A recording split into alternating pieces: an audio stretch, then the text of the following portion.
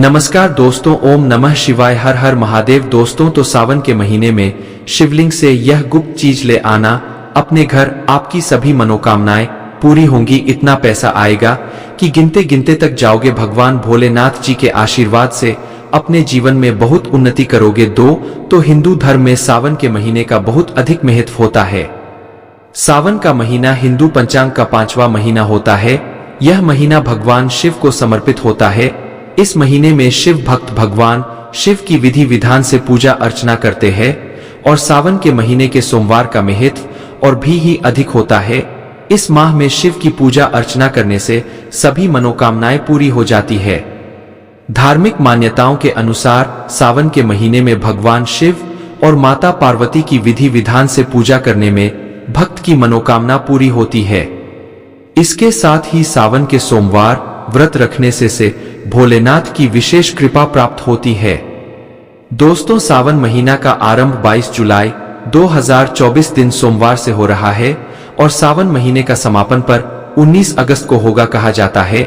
इस सावन के महीने में किसी भी व्यक्ति ने भगवान भोलेनाथ की थोड़ी सी भी पूजा साधना क्रिया कर ली तो उस व्यक्ति के जीवन की सभी मनोकामनाएं पूर्ण हो जाती है। उस व्यक्ति के जीवन के हर कष्ट खत्म हो जाते हैं और उस व्यक्ति के जीवन में धन आना शुरू हो जाता है। भक्तों, वीडियो आगे शुरू करें उससे पहले भगवान भोलेनाथ के सच्चे भक्त प्राचीन ज्ञान चैनल की इस वीडियो को लाइक अवश्य कर देते हैं और कमेंट बॉक्स में हर हर महादेव सच्ची श्रद्धा से लिख दे देंगे, जिससे कि भगवान भोलेनाथ जी का आशीर्वाद आपको सीधे प्राप्त हो सकेगी। दोस्तों, आज की इसमें हम आपको बताएंगे कि सावन के दिनों में आपको भगवान भोलेनाथ के मंदिर जाकर के क्या भगवान भोलेनाथ को अर्पित करना और वहां से वापस क्या लेकर के आना है, ताकि आपके घर की गरीबी, दरिद्रता, परेशानी, कष्ट, दिक्कतें हमेशा के लिए खत्म हो जाएगा। दूसरी तरफ आपके घर पर सुख, समृद्धि, यश, वैभव, ऐश्वर्य की आपको प्राप्ति हो। ध्यान रखिएगा दोस्तों, सावन का माह का इंतजार हर व्यक्ति इसीलिए करता है ताकि उसको भगवान भोलेनाथ का आशीर्वाद मिल सकेगी। कहा गया है कि देवों के देव भगवान भोलेनाथ अगर किसी भी व्यक्ति को आशीर्वाद दे दे तो उस व्यक्ति का साक्षात्कार भी आकर कुछ नहीं बिगाड़ पाता। क्या है, इसीलिए आज के इस वीडियो में हम आपको बताएंगे कि कैसे आप सावन के दिन, जो बहुत ही पावन दिन है, इस दिन भगवान भोलेनाथ को प्रसन्न कर सकते हैं। कैसे आपको भगवान भोलेनाथ का आशीर्वाद प्राप्त हो सकता है और कैसे सावन के दिनों में शिवलिंग की पूजा करनी है, वह भी खास उपाय करते हुए। कैसे आपको शिवलिंग पर क्या चढ़ाना है और क्या क्या वहां से लेकर अपने घर पर वापस लेकर आना है, ताकि आपके घर पर अन्न और धन का भंडार कभी भी कम नहीं। देखिए दोस्तों, आपके जीवन में कितनी बड़ी परेशानी हुई हो, कितनी ही बड़ी दिक्कत क्यों न हो, मान लीजिए आपके जीवन में धन की समस्या है, मान लीजिए आप नौकरी की प्राप्ति के लिए बहुत ही ज्यादा परेशान हो चुके हैं, आपके शत्रुओं ने आपको घेर लिया है, संतान की प्राप्ति आपको हो नहीं पा रही है, तो एक बात का ध्यान रखिएगा दोस्तों, सावन का पावन दिन एक ऐसे दिन होते हैं जिस दिन कोई भी व्यक्ति अगर थोड़े से उपाय कर लेता है, भगवान भोलेनाथ की साक्षात पूजा कर लेता है, तो उस व्यक्ति की कितनी बड़ी मनोकामना हो, कितनी ही बड़ा कष्ट होगा, खत्म हो जाता है और उसकी मनोकामना पूर्ण हो जाती है। दोस्तों, मान लीजिए आपके ऊपर कोई दोष लगा हुआ है, जैसे वास्तु दोष, शनि दोष, प्रकृति दोष या कोई भी दोष लगा हुआ है, तो आपको सावन सोमवार के थोड़ी सी पूजा करनी है और आपका दोष खत्म हो आएगा। आपके जीवन से सभी परेशानियां चली जाएंगी और आपके जीवन में जो धन आना बंद हो गया था उसका आगमन वापस शुरू हो जाएगा। मान के चलिए आपके जीवन में कभी भी कोई परेशानी नहीं रहेगी। बस दोस्तों, आज की इस वीडियो को लास्ट तक देख लीजिए और मान के चलिए भगवान भोलेनाथ के आशीर्वाद से आपकी सभी मनोकामनाएं भी पूरी होगी और आपके जीवन की सभी परेशानियां भी चली जाएंगी। देखिए, एक बात कही गई है कि जब भी हम भगवान भोलेनाथ की पूजा करते हैं, हमें धैर्य रखना चाहिए, विश्वास रखना चाहिए और श्रद्धा के साथ भगवान भोलेनाथ की पूजा करनी चाहिए, क्योंकि भगवान भोलेनाथ बहुत ही भोले हैं। वह किसी भी व्यक्ति की थोड़ी सी पूजा से साधना से तुरंत ही प्रसन्न हो जाते हैं। इसलिए दोस्तों, सावन सोमवार के दिन कुछ ऐसी चीजें हैं जो आपको अवश्य पता होनी चाहिए, क्योंकि सावन सोमवार के दिन अगर आप भगवान भोलेनाथ के सामने पूजा करने जा रहे हैं तो मान के चलिए दोस्तों, आपने अगर कोई गलती कर दी तो भगवान भोलेनाथ आपसे क्रोधित हो जाएंगे, और आपने सही तरीके से पूजा की होगी तो साक्षात आपको भगवान भोलेनाथ उसी दिन आशीर्वाद दे देंगे, और उस दिन के बाद आपके जीवन में कभी कोई परेशानी नहीं आएगी। आपको हमें एक एक चीज बताने जा रहे हैं, इसलिए इस वीडियो को लास्ट तक देखिएगा। का सबसे पहले आपको भगवान भोलेनाथ के मंदिर जाना होगा। यहाँ जितने भी उपाय आपको बताए जाएंगे यह मंदिर के उपाय होंगे। आगे देखिए होता क्या है कि कई लोग हमसे पूछते हैं कि गुरुजी हमारे घर पर शिवलिंग है, क्या हम घर पर पूजा नहीं कर सकते हैं? तो इसका उत्तर नहीं दोस्तों, आपको मंदिर जाना पड़ेगा, क्योंकि मंदिर का जो शिवलिंग होता है और जो घर का शिवलिंग होता है इसमें बहुत ज्यादा फर्क होता है। जो मंदिर का शिवलिंग होता है दोस्तों, इसकी जो एनर्जी होती है वह आपके घर के शिवलिंग से करोड़ों गुना ज्यादा होती है। इसमें ऐसी सकारात्मक ऊर्जा होती है जिसके सामने अगर आप थोड़ी सी पूजा करते हैं तो तुरंत ही उसका फल आपको मिलता है और आपके जीवन की हर परेशानी चली जाती है। तो आपको जितने भी आज उपाय बताए जा रहे हैं आपके जीवन की परेशानी को खत्म करने के लिए, आपकी मनोकामना पूर्ति के लिए, उस उपाय के लिए तो आपको मंदिर जाना पड़ेगा। और सावन सोमवार का पर्व पड़ रहा है, वह आज दिन सोमवार को पड़ रहा है, तो यह दिन ऐसा आया है, इस दिन अगर आप मंदिर जाकर के भगवान भोलेनाथ की पूजा आराधना कर रहे हैं तो मान के चलिए दोस्तों, आपके जीवन में कभी कष्ट आ ही नहीं सकता था। पूरे साल आपके घर पर अन्न धन का भंडार बना रहेगा। तो आपको क्या क्या ले जाना है बहुत कहीं पर लिख लीजिए, क्योंकि दोस्तों अगर आप में एक भी गलती कर दी तो आपकी पूजा संपन्न मानी नहीं जाएगा। दोस्तों सबसे पहली चीज जो भगवान भोलेनाथ के लिए आपको जल ले जाना है, सावन सोमवार को दे दे। कई लोग हमसे यह कहते हैं कि गुरुजी जल जो है वह तो शिवालय में भी मिल जाता है, शिव मंदिर में मिल जाता है। तो नहीं दोस्तों, वहां का जब आप तभी चढ़ाइए जब कोई दिक्कत हो, वरना घर से ही जल्दी जाना चाहिए।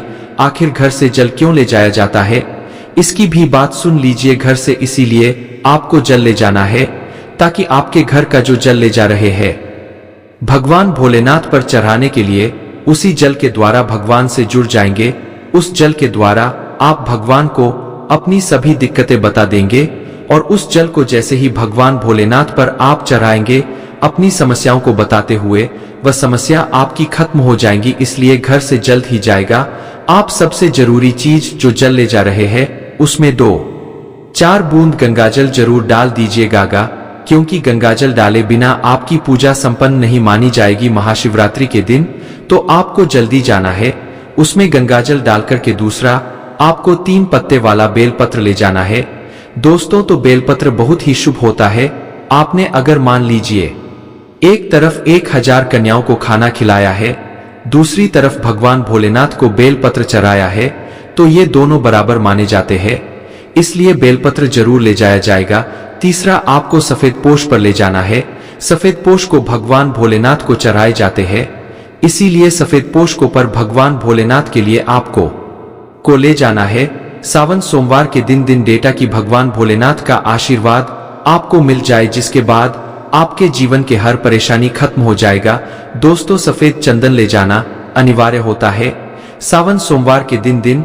और ध्यान रखिएगा दोस्तों कि भगवान भोलेनाथ को अगर आप दूध अर्पित करने जा रहे हैं तो एकदम कच्चा दूध हो, चाहे पका हुआ दूध नहीं होना चाहिए, कच्चा दूध होना चाहिए। अब आपको और क्या क्या ले जाना है देखिए। अगर आप चाहते हैं कि आपकी हर मनोकामना पूरी हो तो एक डिब्बा लीजिए, उसमें काली मिर्च भरकर ले जाइए। देखिए बहुत ध्यान से सुनिए जितनी आपको बातें बता रहे हैं। एक डिब्बे में काली मिर्च भर के एक लाल कपड़ा लीजिए, उसमें लौंग कपूर, इसको मौली धागे से बांध करके आपको अपनी जेब में रख करके ले जाना है। सिर्फ इतनी चीज आपको ले जानी है आज के दिन को। अब आपको पूजा कैसे करनी है चलिए आपको बताते हैं, बहुत ध्यान से लास्ट तक देखिएगा का। और जितनी भी चीज आपको बताई जा रही है इन चीजों को आपको ले जाना है और शिवालय से वापस लेकर आना है अपने घर पर कि आपको धन की प्राप्ति हो सके, कि आपकी कोई भी मनोकामना हो वह पूर्ण हो जाएगा। भक्तों, आप पहले जाएंगे मंदिर, सबसे पहले आपको इस बात का ध्यान रखना है, मंदिर जाने से पहले ही काले या नीले कपड़े धारण करके मंदिर न जाए, वरना भगवान भोलेनाथ का आपको क्रोधित रूप देखना पड़ सकता है। सबसे पहले आपको यह करना है कि पतली धार बनाते हुए जल से भगवान भोलेनाथ को अर्पित कर देना। बहुत ध्यान से सुनिएगा का भक्तों, पतली धार बनाते हुए भगवान भोलेनाथ को जल आपको अर्पित कर देना है। अब आपको यह करना है दोस्तों कि भगवान भोलेनाथ को चंदन लगाना है। चंदन लगाने के बाद भगवान भोलेनाथ पर 3 पत्ते वाला बेलपत्र रखना है। 3 पत्ते वाला बेलपत्र रखने के बाद आपको भगवान भोलेनाथ पर सफेद पुष्प अर्पित कर देना है। सिर्फ इतना आपको करना है। दूध अगर आप चलाना चाहते हैं तो दूध भी आप चला सकते हैं। इतना बस आपको करना है। इतना करने के बाद आपको वहां पर खड़े होकर 108 बार, बहुत ध्यान से सुनिएगा, 108 बार आपको ओम नमः शिवाय का जाप करना है। या तो आप 108 बार कर लीजिए या 1008 बार कर लीजिए। ये 3 ऐसी चीज है जो आपको करनी है। इतना करना है। अब आपको क्या करना है, एक डिब्बा जो काली मिर्च का आप ले गए हैं, उस काली मिर्च के डिब्बे को आपको शिवालय के जो गिरता हुआ शिव धारा है, जो शिवलिंग से वहां पर पानी गिर रहा है, उसी शिव हरि के पानी से आपको छू आना है और अपनी जेब में वापस रख लेना है। यह जो लाल पोटली आप ले गए हैं, बंद करके लोगों की इसको बिना है वापस रख लेना है। अब आपको क्या करना है, जिस लोटे में पानी ले गए थे या जिस लोटे में भी आप दूध ले गए थे, उसमें आपको क्या करना है, आपको जो भगवान भोलेनाथ का पानी वहां पर गिर रहा, भक्तों ध्यान रखिएगा, शिवलिंग की जो पानी नीचे गिर रहा है, उसी पानी का थोड़ा सा पानी अपने लोटे में ले लेना है। ध्यान रखिएगा का जो आपने लोटे में पानी भर कर ले गए हैं, वह पानी वापस बचाना नहीं है। वह तो पूरा आपको भगवान भोलेनाथ को अर्पित कर देना। जो शिवलिंग से पानी गिर रहा है, उस पानी को आपको अपने लोटे में वापस ले लेना है। तो मान लीजिए आप यह सोच रहे होंगे कि कई लोग वहां पर पानी चरा रहे हैं, तो इस बात की आप चिंता न करेंगे, क्योंकि भगवान भोलेनाथ के शिवलिंग पर जब भी पानी चराया जाता है, वह अमृत बन जाता है। कहा जाता है कई देवी देवता शिवलिंग के पास अदृश्य रूप में खड़े होते हैं ताकि शिवलिंग से गिर रहा पानी वह धारण कर सके, इतना पवित्र होता है शिवलिंग से गिरता हुआ पानी। तो शिवलिंग से गिरता हुआ पानी को आपको अपने लोटे में ले लेना ना, सिर्फ थोड़ी सी बूंदे ले लेनी है। अब आपको क्या करना है, आपको घर वापस आना है जो आपने लोटे में पानी लिया है।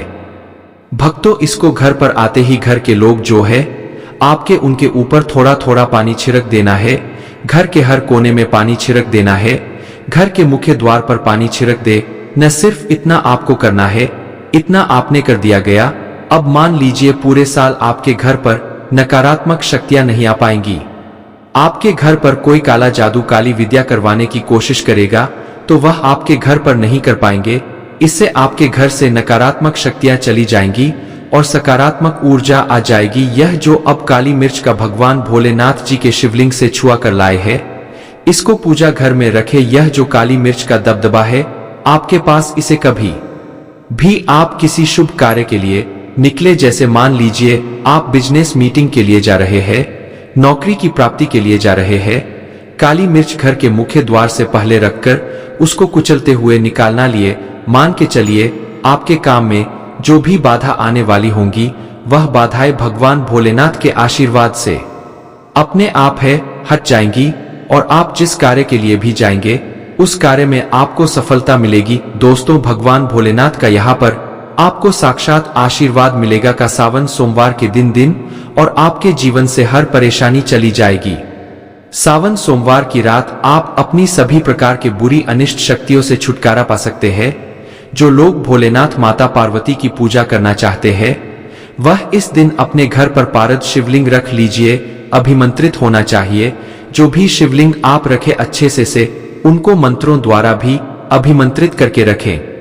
स्फटिक नर्मदेश्वर शिवलिंग हो, कोई भी रखी अच्छे से, उनको भोलेनाथ को अपने घर पर ही पूजन कीजिए। एक लोटा जल चढ़ाकर, क्योंकि मंदिरों में बहुत भीड़ भाड़ होती है और सावन सोमवार पर यही भीड़ का नजारा बहुत ही खूबसूरत लगता है। कोने कोने में शिव भक्त है, अगर आप मंदिर में नहीं जा सके या ठीक से जल नहीं चढ़ा पाए तो घर में ही शांति से आप पूजन करें। गन्ने का रस हुआ, पंचामृत हुआ, इससे आप इस दिन भोलेनाथ का अभिषेक कीजिए। दूध, दही, घी, शहद, शक्कर, पंचामृत बनाकर के अभिषेक कीजिए दोस्तों। तो फिर भोलेनाथ का श्रृंगार कीजिए, चंदन चराई, अक्षत चराई, जनेऊ अर्पित कीजिए, थोड़ा सा चंदन का इत्र, क्योंकि चंदन का इत्र विशेष रूप से शिव शंभू को बहुत प्रिय है, तो वह आप अर्पित कीजिए। उनके पसंदीदा पुष्प चराए, आकरे की माला से उनका श्रृंगार कीजिए दोस्तों। कनेर के सफेद पुष्प चराए, कमल हुए, गुलाब हुए, बेल हुए, यह फूल उनको बहुत प्रिय है, यह अर्पित करेंगे। और 5 बेलपत्र अवश्य चढ़ाएं। आप इस दिन चाहे तो या जो आपके पास बेलपत्र है उसी पर आप श्री श्री लिख करके या ओम नमः शिवाय है या राम राम लिख करके अर्पित कीजिए। जो चिकना भाग होता है उस पर लिखिए और यह सीधा शिवलिंग पर अर्पित हो। इस प्रकार से आपको बेलपत्र चढ़ाने चाहिए दोस्तों। आप विशेषकर इस बात का ध्यान रखें कि कटे फटे बेलपत्र न हो। जो व्यक्ति अधूरी चीज भगवान को अर्पित करता है तो उसे भी कटे फटे पत्तों की तरह ही कटा फटा फल ही प्राप्त होता है। इसीलिए कभी भी अपूर्ण सामग्री अर्पित न करें दोस्तों। कहते हैं कि जब भोलेनाथ ने गले में वेश धारण किया था तो आदि शक्ति सीमा के कहने पर देवताओं ने भगवान शिव के सिर पर भांग, धतूरा, बेलपत्र आदि रखा और निरंतर जल अभिषेक किया था, जिसकी वजह से उनके मस्तिष्क का ताप कम हुआ था। और उस समय से ही भोलेनाथ को भांग, धतूरा चढ़ाया जाता है। और यह बात भोलेनाथ के भक्त में बहुत कम लोगों को ही पता है कि इसी कारण शिवलिंग पर भांग, धतूरा चढ़ाया जाता है। दोस्तों, अगर आपके घर में शिवलिंग है तो आज के दिन आप चाहे तो शिवजी का त्रिशूल, डमरू हुआ, ये भी आप उनको अर्पित कर सकते हैं। शिव के डमरू की दमदम की ध्वनि मंगल गुरु से संबंधित होती है।